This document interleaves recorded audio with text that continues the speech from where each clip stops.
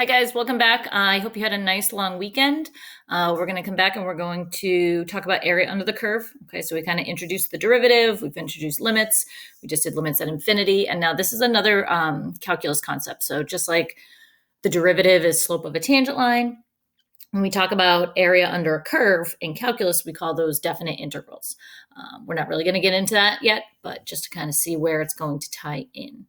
All right, and we're going to use a very basic concept to approximate area under a curve, and that's using rectangles.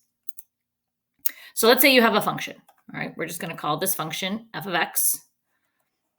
You might have the equation for it. You might be just given a graph of it. You might be given some points on a table. All right. Now we have formulas to find area of certain shapes, such as triangles, rectangles, circles, and trapezoids. But this forms a shape that we don't know how to find the area of exactly. So the question is, how can we find the exact area under a curve? All right, and it starts with a very simple concept, which is just using rectangles to approximate. All right. We're going to approximate using a finite number of rectangles, which will determine a fixed width. So we know we're only finding the area under this curve from just 0 to 6. And we can divide that up into as many rectangles as we want. Okay. What we're going to see is that the more rectangles we use, the better the approximation.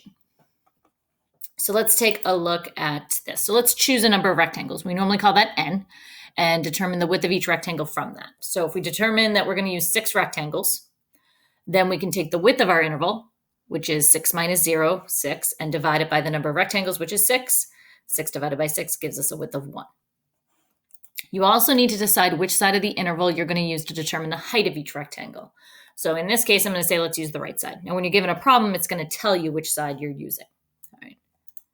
So visually, this is what's happening. So this is the same graph that we just had from 0 to 6.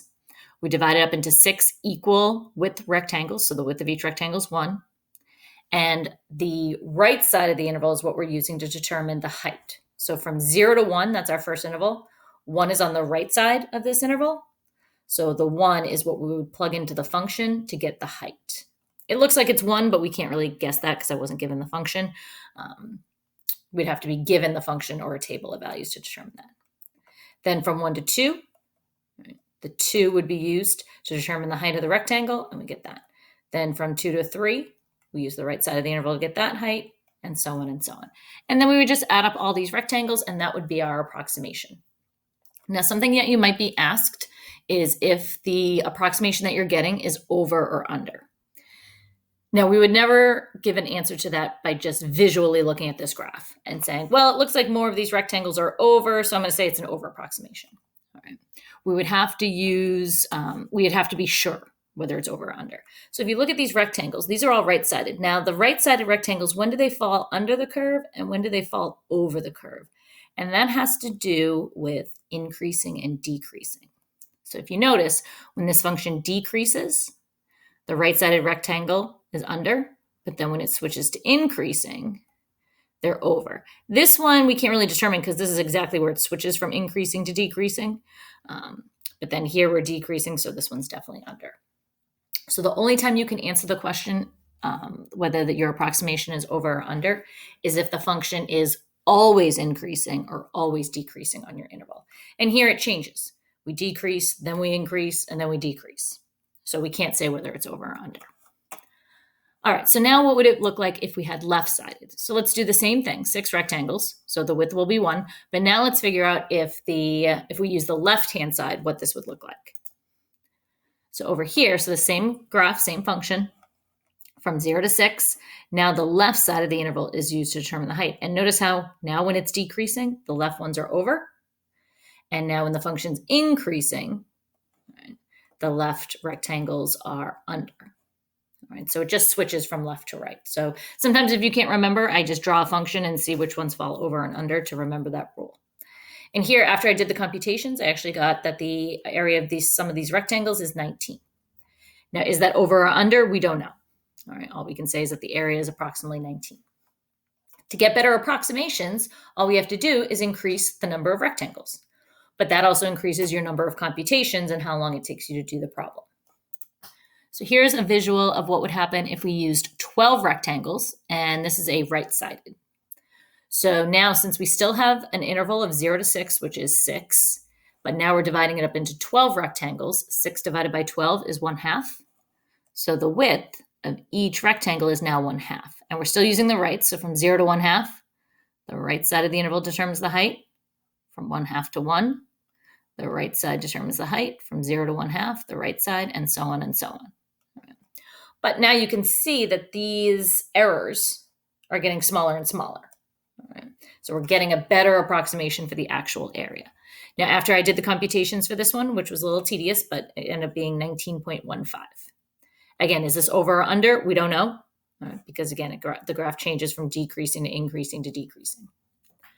So how do we get even a better approximation for area? Well, we would just increase the number of rectangles we use. So now let's do 24 rectangles and let's do left side. So now the base or the width of each rectangle is going to be 6 divided by 24, right? Because we're still going from 0 to 6. But now we're dividing it to 24 rectangles. So that would be 24 computations you'd have to do, which again, more computations, more time, but better approximations. So the base of each rectangle is now 1/4, and we're using the left side of the interval to determine the height. Right? And so on and so on and so on. So now this gives us an even better approximation because these little errors that we were getting, these little unders and overs, are getting smaller and smaller as we increase the number of rectangles. So the computations here, we end up getting 19.1875. So the question is, how many rectangles will we use to get an exact area? Well, we would have to use as many as we can, which would be infinity. So that's where limits come into play, which we're not really going to get into, but just so you can kind of see, we just talked about limits at infinity, and that's why this unit happens right after that. We're just going to look at finite number of rectangles. Now, this process that we were doing, if you look it up, it's called a Riemann sum. All right, that's what we call it when we get to calculus, but really that's all it is using rectangles to approximate area under a curve.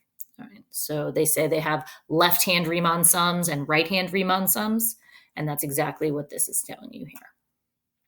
Okay, so let's actually do an example out. So let's look at the graph of f of x equals x squared. We're going to find the area of it bounded by that graph and the x-axis from 0 to 2 using 4 left-sided rectangles. So you have to be told how many rectangles you're using and which side of the interval you're going to use. So I'm going to show the picture here, and this isn't something you always have to do, but sometimes it helps to have a picture if you have the technology available to do it. But most of the time when we're doing these problems, the goal is to do it without technology. So we'll go through that as well. But visually, this is what it would look like. Since we're going from 0 to 2 and we're dividing it up into 4 rectangles, 2 minus 0 is 2, divided by 4 would give you 1/2. So the width of each rectangle, or the base, if you want to call it that, is going to be 1/2. And the heights are going to be determined by the left side of each interval. So right here, there's actually a rectangle here, but since the function equals 0 on the left side of the interval, the height of this rectangle is actually 0. So that's why you don't see it. And then we have our next rectangle from 0.5 to 1 using the left side for the height, then from 1 to 1.5, and then from 1.5 to 2. So those are our 1, 2, 3, 4 rectangles. Okay, so again, you're not going to draw this every single time, but what is helpful is to set up a table. All right, so when we're doing our computations, especially without a calculator, we want to set up our table from 0 to 2, and the width of each interval is 1/2. So we're going to go from 0 to 1/2, 1/2 to 1, 1 to 3/2, and 3/2 to 2. So if you notice, there's actually 5 values on this interval, but there's actually only 4 intervals. Okay, because from 0 to 1/2, that's one interval, 1/2 to 1, that's another, 1 to 3/2 is your third one, and then 3/2 to 2. So your number of values and your number of intervals is not the same. And then to find our function values, we're going to just take these values and plug them into our function. All right, so you have to be using the function. Just like when we found slope of the tangent line and we had to use that f of x plus h, the function is important because that's determining the area. All right, so you have to be using the function. So when we plug 0 in, we get 0. When we plug 1/2 in, 1/2 squared is 1/4. 1 squared is 1. 3/2 squared is 9/4. And then 2 squared is 4. So to find our area, the base of each rectangle, or the width, is going to be your interval width. So from 0 to 1/2, that's 1/2. And your height of the first rectangle will be, since it said left-sided, this is the left side of the interval, so we would use 0 as our height. So 1/2 times 0 would give us our first rectangle area. And then from 1/2 to 1, that width is 1/2, and then the left side of the interval we'd use 1/4, and so on and so on. So the first rectangle has an area of 0. The second rectangle has an area of 1/8. The third rectangle has an area of 1/2. And then the fourth rectangle has an area of 9/8. Add them all up. All right, reduce your fraction, and you're going to end up with 7/4. Now for this one, if you were asked whether this approximation is over or under, we could answer this definitively, okay? This function is increasing on the interval from 0 to 2. So on our entire interval from 0 to 2, this function is increasing. Therefore, the rectangles, since they're left-sided, are under. Our actual approximation is less than the area, or the actual area, because f of x is increasing on the interval from 0 to 2. And that's the only justification you need. All right, we did left-sided rectangles. When you're increasing, left-sided rectangles will always be under. If we did a right-sided area under this curve, the answer that we get would have actually been an overestimate because the function's increasing. And if it was decreasing, that would get reversed. Okay, so let's look at our last example. All right, and then I will give you the assignment. So here, so this says to approximate the area under the graph of f of x equals 2x minus x cubed on the interval from 0 to 1 using 3 right-sided rectangles. All right. So visually, if you wanted to get an idea of what this graph looks like from 0 to 1, it looks like this. Okay, almost looks quadratic, but it's not quadratic. This is a negative cubic. All right, so it's just part of your cubic. We only care what it looks like from 0 to 1. And we're using 3 rectangles. So our width of our interval is 1. And we're dividing it by 3. So the base of each rectangle should be 1/3. And we're using the right side of the interval to determine the height of each rectangle. So what we would do is set up a table from 0 to 1, dividing it up into distances of 1/3. All right. So from 0 to 1/3, 1/3 to 2/3, 2/3 to 1. So even though there's 4 values here, there's only 3 intervals. 1, 2, 3. And now to get the function values, we'd have to plug these into the function. And again, we're doing this without a calculator, so I'm keeping my fractions. When you let x equal 0 and you plug it into this function, you get 0. If you let x equal 1/3, right, you end up with 2/3 minus 1/27, which gives you 17/27.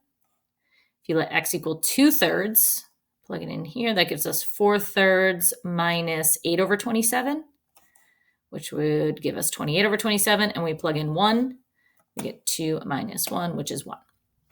Okay, so now that we have these values, we can find the area of the 3 rectangles. So the first rectangle from 0 to 1/3, the width is 1/3.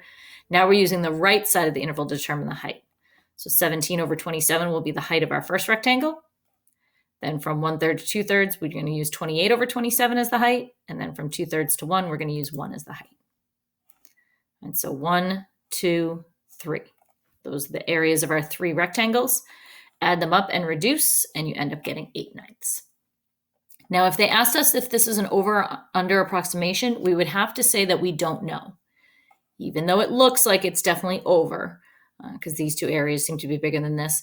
Because the function changes from increasing to decreasing somewhere in our interval, we can't actually verify whether it's over or under. All right, so this one we would just say inconclusive whether it's over or under. Okay, so the homework is a short worksheet, but keep in mind, I want you to do the problems the same way that I just did with the tables. You don't have to show the graphs, but set up the tables and do your workout using fractions, okay? Do not use a calculator. I don't want to see decimals in your answer because I'm assuming that you don't have a calculator to go through. All right. As always, okay, email me with any questions. Some of you guys on the last assignment, the slopes of tangent lines, or 2 assignments ago, there seemed to be some issues there. So if you have any questions on that, please message me, email me, show up to my office hours. We can set up a time to meet if none of that works for you. But remember, my office hours are 1 to 2 on Tuesdays. There's a Google Meet that you can just join at any time if you just want to pop in and ask me a question or show me your work or anything like that. All right. So we will meet back again on Thursday. All right. So I will see you then, guys.